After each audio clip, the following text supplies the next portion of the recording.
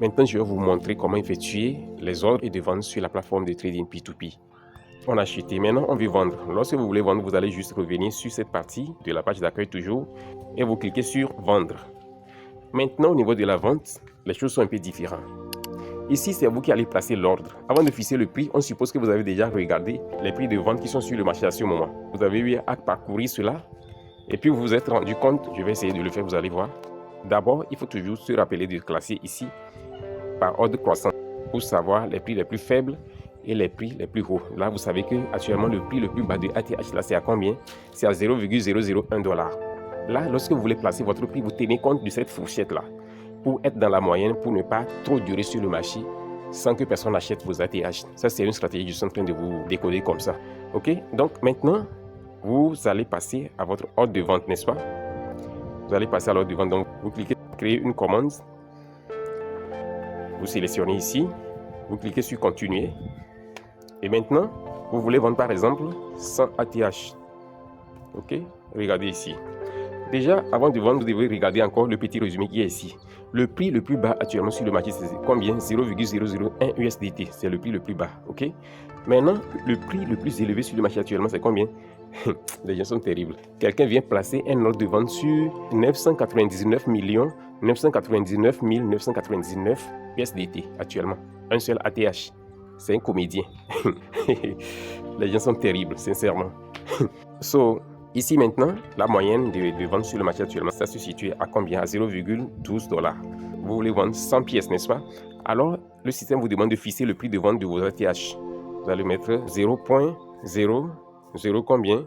Vous pouvez mettre ça sur 0,02. OK?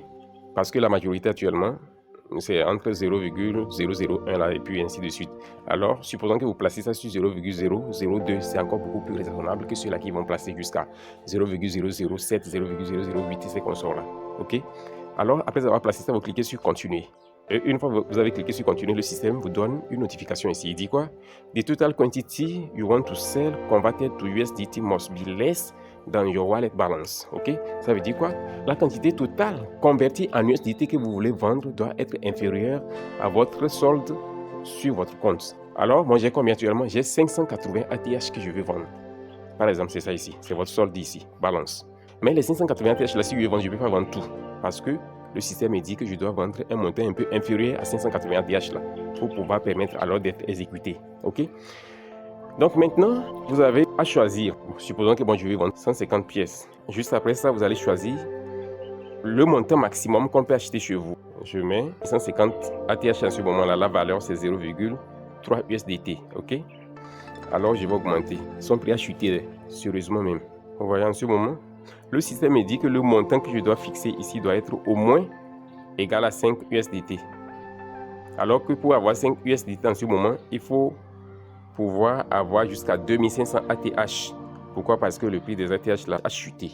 Donc il faut jusqu'à 2500 ATH en ce moment pour pouvoir faire les commandes de vente sur le marché. Vous voyez, ça veut dire que on sera dans l'incapacité de placer l'ordre. Mais je vais vous montrer la simulation, comment les choses se passent. Maintenant, vous avez placé le prix maximum que vous voulez que quelqu'un, lorsqu'il va acheter chez vous, au moins son prix maximum qu'il va investir, que ce soit 5 $. Maintenant, le prix minimum, vous mettez ça dans la dernière case, 1 $. Ça veut dire que si quelqu'un a 1 $ déjà, il peut venir acheter chez vous. Vous voyez?